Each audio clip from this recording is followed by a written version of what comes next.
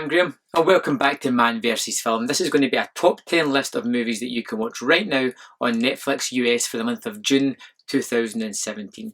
This month I have a couple of good horror movies for you. I have one of Quentin Tarantino's best movies ever. I have 3 world cinema movies from 3 different continents that are absolutely terrific in their own way.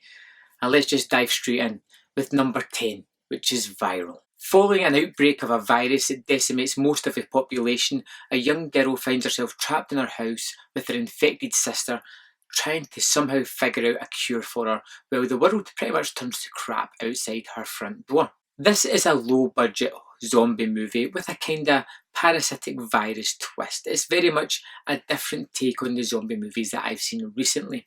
Focusing on the 2 sisters and their relationship, the movie starts off very strongly as we're introduced to most of the key players. There is some nice scenes of gore. I like the scenes where the parasites actually show themselves. They're particularly disgusting and icky.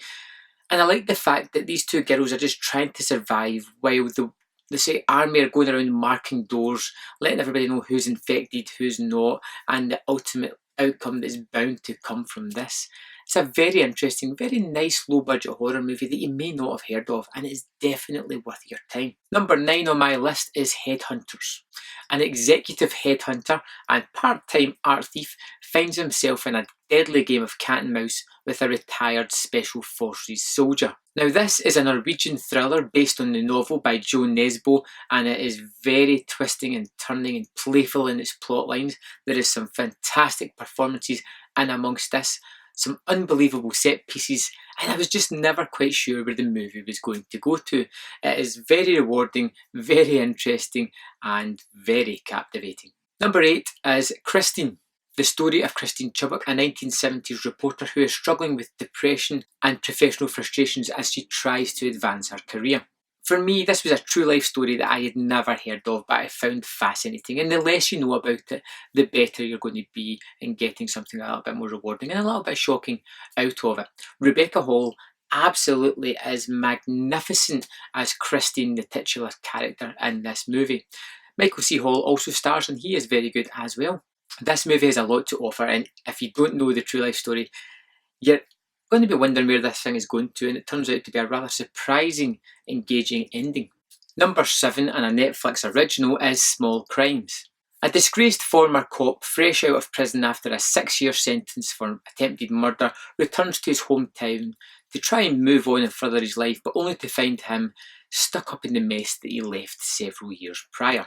Our hero in this movie, if you can call him a hero, is severely flawed. He is just not a nice character. He knows what he wants to be, but he also knows exactly what he is. And as much as he wants to be that good person, he can't break out of the mould of this person. It just keeps messing up and digging a deeper and deeper hole for himself. Somehow the director and the actor actually make us interested and care for this character who does nothing but just mess up continually throughout the movie. It's a nice small character piece that you may have missed, but is definitely worth your time. Number 6 on my list is the Korean movie The Wailing. A stranger arrives in this small village, and very soon afterwards a strange virus starts to take hold of some of its population. A policeman is drawn into the incident and is forced to act quickly to save the soul of his daughter. This is a Korean horror masterpiece. First of all, the cinematography is absolutely outstanding. It is terrifically put together with some amazing editing throughout this movie as well. It really builds up this dreaded atmosphere all the way throughout the movie. There is an exorcism scene midway through this flick that just gets the heart racing with such imagery and score and this thumping track that goes on throughout it. It has to be seen to be believed. This is a terrific movie that is well worth the effort to go and sit down and watch this. It is so rewarding and one of the best horror movies in recent years. Number 5 is Frances Ha. A young New York woman suddenly finds herself lost in an unfulfilling life. Directed by Noah Baumbach and starring Greta Gerwig in an absolutely terrific performance as the titular character. Frances Ha depicts loneliness, friendship, and the impending doom of adulthood that is rapidly approaching our main character.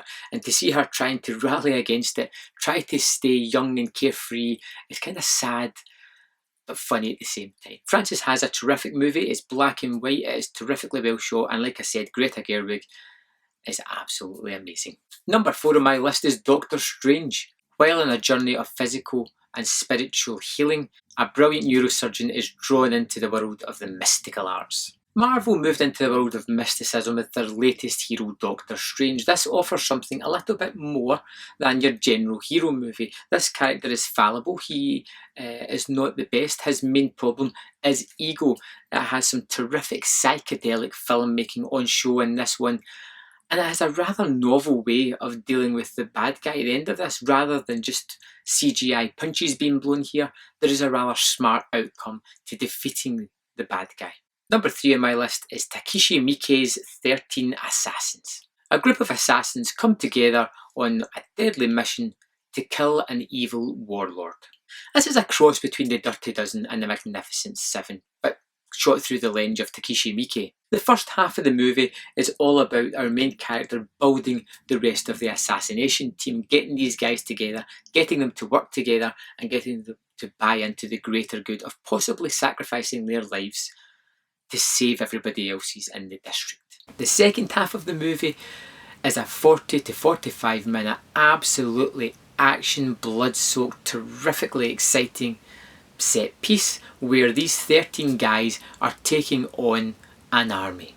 It's on their grounds they've set up a sort of point and where they're going to fight, and it is ludicrous, it is bloody, and it is hell of a exciting.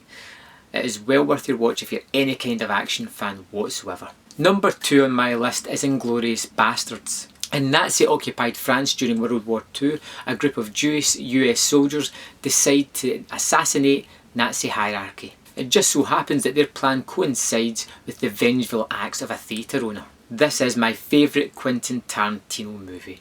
What keeps me coming back to this is the dialogue. It's the verbal sparring between the characters. It opens up and it lets you know exactly what this movie is all about. Hans Landa, his performance by Christoph Waltz is absolutely terrific as this guy who just genuinely loves to test his mental prowess against somebody else. And you can almost see his gleefully fun nature as he is figuring things out. He enjoys what he does, and what he does very well indeed.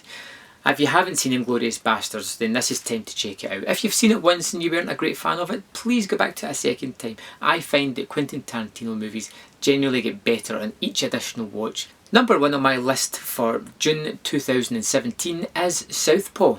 Boxer Billy Hope turns to trainer Trick Will to help get his life back on track after losing his wife and having his daughter taken off him by social services. This seems like a movie that was made specifically for me. I am a huge boxing movie fan. I grew up with the Rocky movies, and anything that kind of fits into that mould I genuinely like. Bleed for This that came out a couple of years ago, I even liked that one as well, which was given poor reviews, but I thought it was fun. Southpaw I put off watching for the longest while. I don't know why, because Anton Fuqua is a director who I genuinely enjoy, and again here he does some good work, especially in that ring. Jake Gyllenhaal is one of the best actors working today, and that's just a fact, and his physical transformation and his performance in this movie is again terrific, and it all comes together with typical boxing beats, but I love it. I think it's tremendous. I think it's a really enjoyable, really captivating movie that if you haven't seen it, you missed out because you thought it just looked a typical boxing movie. It's time to give it a shot. It is well worth your time. So thanks for watching my video. If you want to hit the like button or even subscribe, I'd be super grateful. Thanks for watching, and I'll see you next time on Man vs Film.